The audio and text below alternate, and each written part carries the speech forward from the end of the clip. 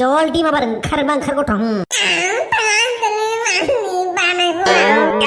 दाना बे गथ'खौ मस्रायनानै दाउसा फिसा बायदि खुफ्ले गारनायसो गैयालां बिनाथ' खालि बुनायल'दोलै थांनो गोसो गैयैखौबो आंबो थांनो बायो दालाय स्कुलाव हा जोंलाय माथो सिगां माला सोरांनानै थांनो गोसो जायोमोन स्कुलाव रबिबार माने थांफ्लांलायोमोन माथोबा इदि फरायग्राबालाय नोंलाय माथो आन्दार पेनसो न' मा आन्दार पेन बेलाय आन्दार पेन नङा आन्दार मेट्रिक एखे दे आब्रा दे होमबालाय नोमाजों नोमादैजों एखे होमबालाय मा जाबाय थादों बिफा फिसाला सानैबो नुवाखै स्कुलाव थांनो लिंबाबो थाङाखै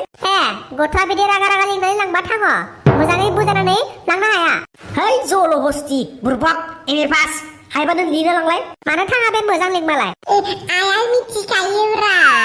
नोंसो थांनो गोसो गैयैखौनो अख्रायै लिंबाय थायो देलाय नों मानो थांनो बादों देलाय स्कुलाव हा अननानै साला क्लास 1 आव मोनगोनखौ क्लास 3 आव एडमिसन हैनो नागिरदों आङो नङालै बाबा गोसो बायदों आंना नोंनि मा गोसो बायनांगौ जाखो मा होनो मैनाया आंजों मैया स्कुलाव मोजां रायलायाखै माथो बोआखै गेलेयाखैबो आरो आं मेथाइ होनायखौबो जायाखै बबेनि सोर मैना बेलाय आंनि क्लासमेट आरो आंनि क्रासबो बापरे खोनादोंना बिमा खोनादोंना क्रास बावसोनो मालाय क्रास बाप मा जानांगोनहाय जों बेफोरबायदि समाव क्रास मिथिनायाथ' बाप हाद्रि बालाफोरजोंसो गेलेनानै दिन थाङोमोन आरो माबा गोसो बायबावलायदों बापरे बाप बिदि समाव जोंना हाथायासो बायोमोन हाथाया दानि गथ'फ्रा गोसो बायलायनाय खोथा बुंबायलै रखरा नों मा मिथिनो बाबा आंनि फिलिंसखौ आं मैनानि थाखायसो स्कुलाव थाङोमोनथ' सेस आं गैला आरो आं हाला आरो मा आं गैला माबा थांग्रा जाय स्कुलाव थांनो नङा गना हरलै बेखौ बिगुर सिला सिला दाख्ला दाख्ला बेरला होजोबलायखा थांथोलै आंनि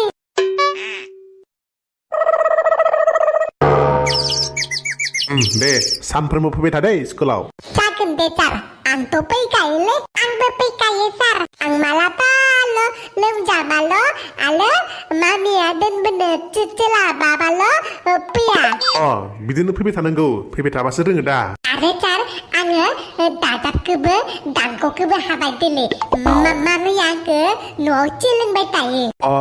बिमा बिफाफोरा बिदि गथ'फोरजों थाफाबानो सम होबानो गथ'फोरा रोंलाङो नोंसा मामि बाबाया जोबोर मोजां होनबा दै मास्टार सार सोरलै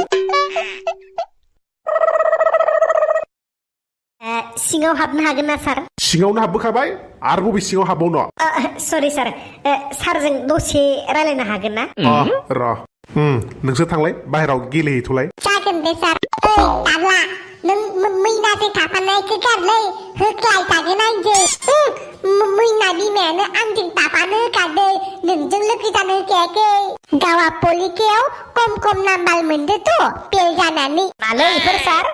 टपिकफोरानो एसे आलदा माथो गथ'फोरा दानिफ्रायनो बेफोरबादि गाज्रि बाथ्रा रायलायनायानोथ' न'खर समाजनिफ्रायनो फैग्रोयोना बहानिफ्रायथो सोलोंदों बिसोरलाय थेवबाबो सारा एसे बादा होलां हा माथो खौरांमोन सामथाय खौरां माने राजाखौ क्लास 3 आव एडमिसन होनो फैदों सार हाब रिजाल्टआनो होथ'वाखै माबोरै एडमिसन रिजाल्टआलाय उनावबाबो पास जाखागोन आरो ओरैनोबाबो आजिखालिनि मथे फेल खालामनो मोनखाया गतिके रल नाम्बार 1 जानायनि एडभान्स एडमिसन लाग्रोनायलाय मा गेदेर बाथ्रा बिदि जायालै सामथाय जोंबो सिस्टेम मथे थांनो गोनां जायोना आरो नोंसा मैथा खावलायाथ' दासो क्लास 1 मोनगौमोन माबोरैहाय क्लास 3 आव एडमिसन क्लास 1 2खौलाय उनावबाबो पास खालामलांखागोन ना बेखायनो एसे बारस'ना फरायनोसै आरो उनाव देरबाथ' बेफोरखौ हाहैखागोन ना आरे नोंनि बायदि जायाना सामथाय गथ'आथ' एसे रोंलांनांबायना नोंबो आमेरिकायाव बेसेबा गोबाव लांना लाहैबाय गथ'खौ फरिखाखौनो मोजां होस्लाबनो मोनासै बाद दे मारा गुलि बेफोर फरिखा गामिनि एलपि स्कुलालाय पास खालामबानो जानायखौनो क्लास बारलांबानो फरायनाय जायो बे नङालै सामथाय गथ'आ क्वालिटि इडुकेसन मोननांगोन गुन गोनां सोलोंथाइ मोनलांनांगोन अब्लासो गथ'आ रोंनो गोनां क्लासाव रोंखालाङाबा उनाव दिगदार जाहैयो हाफा मुवा जाहैगोन आं हैखागोनलै बे एथ' मोजां गथ' आंना डायलगफोरखौ दानिफ्रायनो खथ' मोजां होयो ना दाख्लैनि फरिखायाव सानखान्थि आरो इंलिसाव बेसे मोन्दोंमोन सोङा मानो progress card होलायलांबायबो माथो खोथायाखैलाय बेलाय बुरबगालाय बेसे मोनदों रोजा हा बेसे मोनदों मा होनो जिल' मोनदोंलै जिल' नङा जिर' मोनदो जिर' मा क्या बात बालताय नंगौना नङा फरिखायावनो जिरायनायाव मेम'रिया फरमेट जाना होना बोरैबा बावजोबलांदों दे जेबो नङा दे उन्दै गथ'ना बारा बुजिनाय जायाखै उनाव हायो खोमा दे बिफायानो फिसालानि मार्क खम मोननायखौनो जेबो होनाबा सार गथ'फोरखौ मालाबाबो रायनानै लाजि फोरोंना आरो दुखु मोननानै गोसोआ डाउन जायोनो एसे नाजाबा उनावसो थुलुंगा होनांगौनो दा जिर' मोनदोबा उनाव आरो ट्रिपल जिर'खौनो मोनबावथों होनना बुंनांगौनो कत' गोन्दा गोन्दी गाधा मानसिफोरानो इन्जिनियार साइन्टिस्ट जानायनि मेरला बिदिन्थि दं बिदि होननानै गथ'फोरखौ गारसिना दोनबा जायाना सामथाय गथ'फोरनो एसे सम होग्रा जादो दरखार गैयालाय थिनथाबाय थानो जायहा फरायनो गोसो दं फरायना लागोन जोंखौबा सिगां इदि थिनाखैमोन बिदि साननोबालाय गथ'खौलाय मा फरायनो हागोनलै नोंलाय साबैसेयालाय फरायनानै साख्रि मोनदोलाय माथो ओरैनो एम ए बिए पासफोरानो ओरैनो मेरला गोदा गोदि गोग्लैसोनानै दङ आरे क्वालिटियानो गैयाबा बहा साख्रि मोननो एथ' गोरोंनि सायाव गोरों बादायलायनाय ओंखारनायाव मोनखायालै आजिखालि मोनखाया दे बिदि सानदोंबा गथ'खौ मोजां खालामनो हानाय नङालै नोङो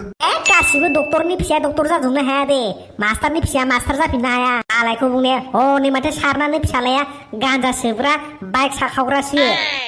आंनि फिसाज्लानिसिम दा थां दे बाथ्रायाथ' आंनि फिसालानिफ्रायसो थांदों ना बारा गोरोंनि फिसाला फिसाजोफोरखौ माथो गारिसो जानाय नुदोंलै माथो सार ओंखायनो जोंफोरनि जाम्बा जाम्बिफोरनि गथ'फ्रानो मोजां जायो ना बाबा ना नोंसोर थां आंनि खर'खौ गुदुं खालामना थां हाब सारा जोंखौ होखारलायबाय नोंनि स्कुलाव फरायनो मोनाबाबो अरजायालै नांगौबा प्राइभेटाव प्राइभेटाव गोनां जायोब्ला आमेरिकायावसो दोनहैबावगोन आं गन्दं दोनै बहा लाङोलां दोनै थांफेरबाय नों आमेरिकायाव थांफेरबाय जों थांबाय गामिनि एलपि मास्टारसो गथ'फोरखौबा फोरोङोबा मा गेलेहो फैसा लागासिनो दरमाहा माला हाबगोन मासा माला जोबगोनसो जायोदां नों बारा बुंबाय दै खिन्थु सामथाय सनमान होनाय बेला बुस्थु गैया सनमान